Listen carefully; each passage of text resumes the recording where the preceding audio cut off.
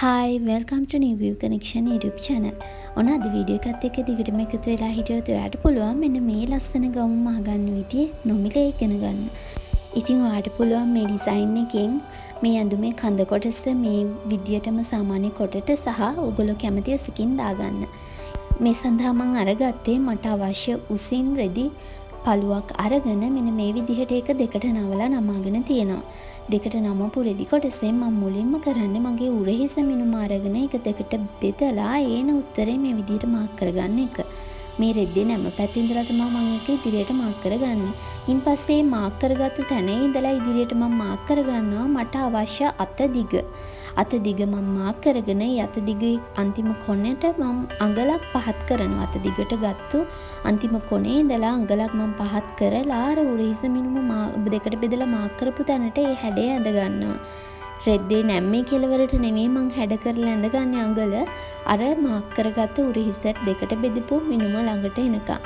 ඉන්පස්සේ මං අතේ වට ප්‍රමාණය මං අවශ්‍ය ප්‍රමාණයට මැනලා අරගන්නවා. මම මෙතනදී 7ක් විදිහට ගත්තා. ඒක ඔයගොල්ලෝ ටිකක් වැඩි කරලා ඔයගොල්ලන්ගේ ප්‍රමාණයට වඩා ටිකක් අරගන්න ඕන නම් තවත් ලස්සනයි. ඉන්පස්සේ මං අරගන්නවා මේ විදිහට පපුව උස කියන්නේ අපේ උරහිසේ ඉඳලා පපුව දක්වා උස මැනලා අරගෙන ඒක මාක් කරගන්නවා මෙන්න මේ විදිහට. ඉන්පස්සේ මම කරන්නේ කරේ ගැඹුර සහ කර පළල මාක් කරගන්න එක. කර පළල සහ ගැඹුර ඔයගලන්ට කැමති විදිහකට මාක් කරගන්න පුළුවන් අවශ්‍ය උසින්. කර පළල මාක් කරනවා නම් කරවට මිනිම 4ට බෙදලත් ඔයගලන්ට මාක් කරගන්න පුළුවන්. ඉන්පස්සේ මම මාක් කරගන්නවා මට කඳ කොටස සඳහා අවශ්‍ය උස. ඒ කියන්නේ උරහිසේ ඉඳලා මේ ඇඳුමේ කඳ දක්වා උස මම කඳ කොච්චරක් දානවද කියන එකේ උස සහ අඟල් භාගයක් ඊට වඩා මම පහලින් වැඩිපුර කොටසක් එකතු කරනවා. මොකද ගවුමේ කඳ කොටස සාය කොටසට එකතු කරගන්න අවශ්‍ය නිසා. ඊපස්සේ අපි කරන්නේ මේ අරගත්තු සම්පූර්ණ කොටසේ උස එන තැනට, ඒ කියන්නේ උරහිසේ ඉඳලා අපි කඳ කොටස දක්වා උස එන ප්‍රමාණයක් ගත්තානේ. අන්න ඒ ප්‍රමාණය ගත්තු තැනේ වට මිනුම මැනලා අරගෙන මේ මිනුම 4න් බෙදලා ඒකට ඔයගලන්ට පුළුවන් අඟල් දෙකමාරක් වගේ ප්‍රමාණයක් එකතු කරගන්න. ඉන්පස්සේ මෙන්න මේ විදිහට ඒ ප්‍රමාණය එකතු කරගෙන මම අර අග මිනුමට මෙන්න මේ විදිහට ඒක යා කරලා කර්ව් ෂේප් එකට ඇඳ ගන්නවා. ඉන්පස්සේ මම කරන්නේ කර හැඩය ඇඳ ගන්න එක. කර හැඩයත් ඔයගලන්ට කැමති ප්‍රමාණයෙන් ඇඳ ගන්න පුළුවන්. ඉතින් කලින් කිව්වා වගේ ඔයගොල්ලෝ අරගන්න ඕනේ අර කඳ කොටසේ උස කියන සීමාවට අරගන්න හරස් මිනුමට ඔයගොල්ලෝ අරගන්න ඕනේ. ඔයගොල්ලෝ උරහිසේ සිට කඳ දක්වා උසක් අරගත්තනේ. අන්න ඒ උස අරගත්තු තැනේ වට රවුම තමයි අඟල් උරහිසේ ඉඳලා අඟල් 11ක් පහතට කඳ ගන්නවා නම් ඒ 11 ආව තැනේ වට රවුමේ මිනුම මැනලා අරගෙන ඒ ප්‍රමාණය 4ට බෙදලා ඒකට අඟලක් හෝ අඟල් දෙකමාරක් වගේ ප්‍රමාණයක් එකතු කරගෙන මෙන්න මේ විදිහට මේ ඔයගොල්ලෝ කපනකොට දකින්න ඇති මෙන්න මේ වගේ කර්ව් ෂේප් එක ඇඳ ගන්න ඕනේ අර අත් මිනුමට අපි අයින් කරපු තැන. ඉන්පස්සේ තමයි මේ විදිහට අපි මේ කොටස ඇඳගත්තු කොටස කපා ගන්න. මෙතනදී ඔයගොල්ලෝ පේන ඇති අර අපි අඟලක් හැඩ කරපු කොටසත් උරහිසෙන් කපා ගන්නවා. ඉතින් ඊළඟට අපිට තියෙන්නේ මෙන්න මේ විදිහට නිර්මාණය කරපු මේ කොටස මේක අපි ඉදිරිපස පළුව විදිහට අරගත්තේ. ඉන්පස්සේ අපිට තියෙන මේ ඇඳුමේ පිටිපස පළුව නිර්මාණය කරගන්න. පිටිපස පළුවේ කිසිම වෙනසක් වෙන්නේ නැහැ. මේ විදිහටම මේකේ කර විතරයි වෙනස් වෙන්නේ. කර ගැඹුර මම අරගන්නේ මීට වඩා අඩු ප්‍රමාණයකින්.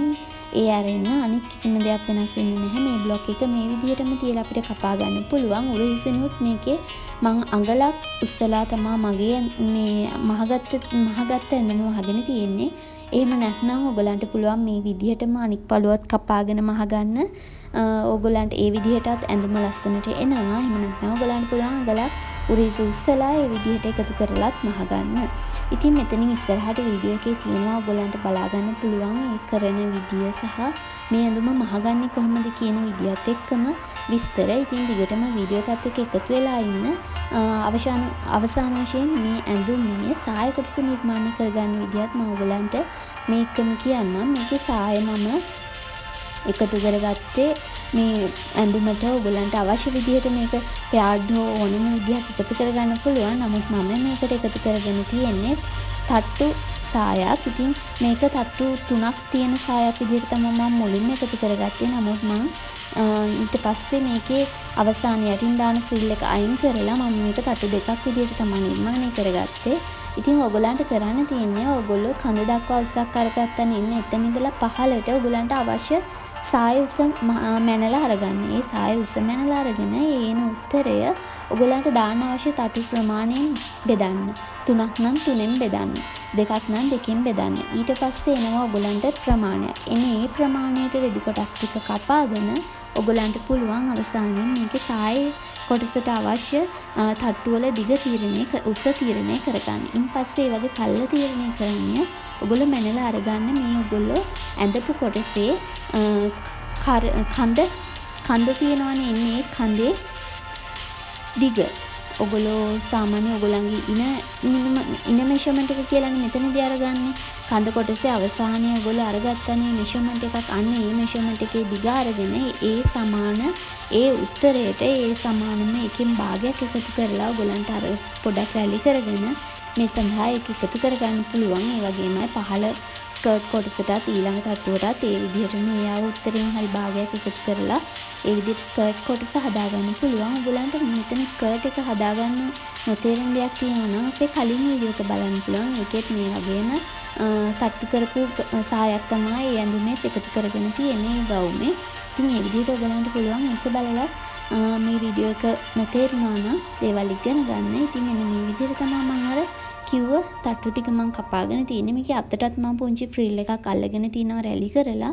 ඉතින් ඔන්න ඔය විදිහට තමයි මේ ඇඳුම මම නිර්මාණය කරගත්තේ. දිගටම වීඩියෝ එකත් එක්ක එකතු වෙලා ඉන්න ඔයගලන්ට පුළුවන් මේක මහගන්න විදියත් ස්ටෙප් බයි ස්ටෙප් බලන්න. ඉතින් ඔයගොල්ලෝ තාම අපේ channel එක subscribe කරලා නැත්නම් අනිවාර්යෙන් channel එකත් subscribe කරන් යන්න. ඒ වගේම මේ වගේ ලස්සන වීඩියෝ එකක් දැම්ම ගමන් notification එක ඔයගොල්ලන්ගේ phone එකට ගෙන්න ගන්න. අනිවාර්යෙන් ඉස්සරහින් තියෙන notification bell එකත් click කරන්න. ඉතින් දිගටම අපේ වීඩියෝස් එක එකතු වෙලා ඉන්න. ඔයගොල්ලන්ගේ අදහසත් ඔයගොල්ලෝ මේකෙන් පුංචි හරි දෙයක් ඉගෙන ගත්තා නම් අනිවාර්යෙන් ඒකත් පහලින් කමෙන්ට් කරලා යන්න. ගොඩක් අය වීඩියෝස් බලනවා. ඉතින් දිගටම අපේ වීඩියෝස් එක එකතු වෙලා ඉන්න වගේම subscribe නොකරපු කෙනෙක් නම් ඔයා subscribe කරගෙන යන්න අමතක කරන්න එපා. ඉතින් අපි අලුත් වීඩියෝ එකකින් හම්බ වෙනකල් හැමෝටම ගිහින් යන්න.